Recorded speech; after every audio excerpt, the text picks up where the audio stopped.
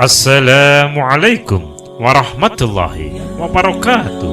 Sahabat beriman, saat ini umat muslim di seluruh dunia tengah melangsungkan puasa Ramadan. Ya, selama 1 bulan penuh umat muslim diwajibkan untuk menunaikan ibadah puasa Ramadan.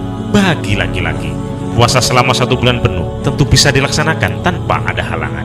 Namun bagi perempuan, ada suatu waktu mereka tidak bisa menjalankan ibadah puasa karena tengah datang bulan atau haid.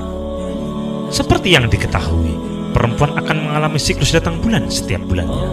Karena itu, ada saja pemikiran wanita yang kerap kali merasa rugi ketika ia haid di masa bulan Ramadan.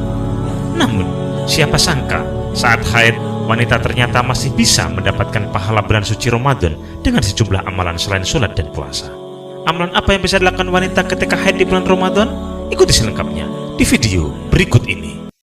Sebelumnya tekan tombol subscribe dan nyalakan loncengnya. Bagikan video ini ke teman dan keluarga kalian, karena sebaik-baik kalian adalah orang yang mempelajari Al-Quran kemudian mengajarkannya kepada orang lain. Satu lagi, simak video ini sampai selesai biar nggak salah paham.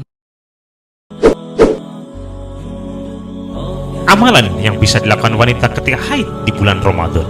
Yang pertama, sedih. Perasaan sedih merupakan perasaan yang sangat bagus, karena kesedihan seorang wanita saat dia tidak bisa puasa dan tidak bisa sholat itu merupakan bukti bahwa dirinya beriman kepada Allah Subhanahu wa Ta'ala. Hal ini pernah terjadi pada zaman Nabi Muhammad SAW, ketika sebagian sahabat tidak bisa ikut perang Tabuk karena tak memiliki modal. Allah Subhanahu wa Ta'ala berfirman menjelaskan kejadian pada hari itu. Nabi mengatakan, "Mohon maaf para sahabatku, aku tidak punya biaya untuk memberangkatkan kalian."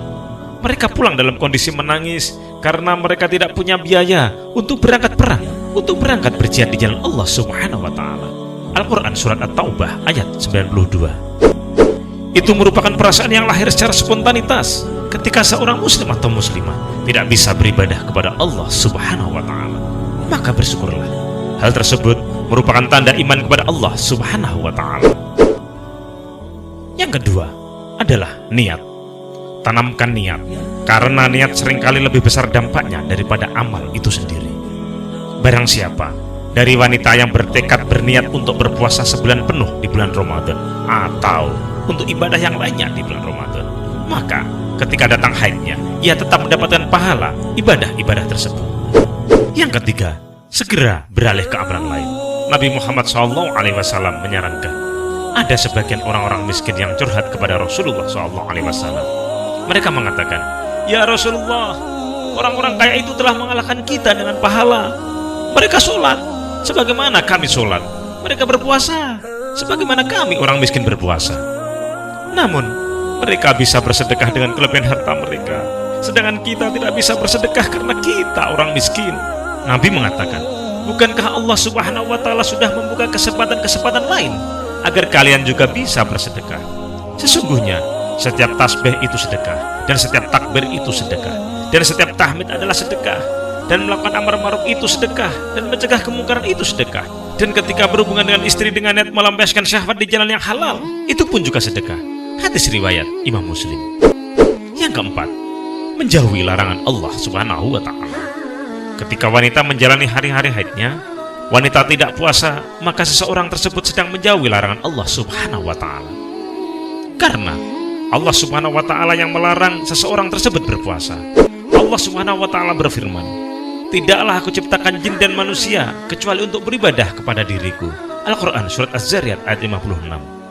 Al-Imam Mujahid menjelaskan, jadi ibadah itu mengerjakan perintah dan menjauhi larangan. Oleh karena itu, wanita yang haid pada saat dia tidak berpuasa dan tidak sholat, dia sedang beribadah kepada Allah Subhanahu wa Ta'ala. Maka isi hari-hari tersebut dengan pahala, dan pahala. Wallahu a'lam bishawab. Semoga bermanfaat. Wallahul muwaffiq ila aqwamit thoriq. Wassalamualaikum warahmatullahi wabarakatuh.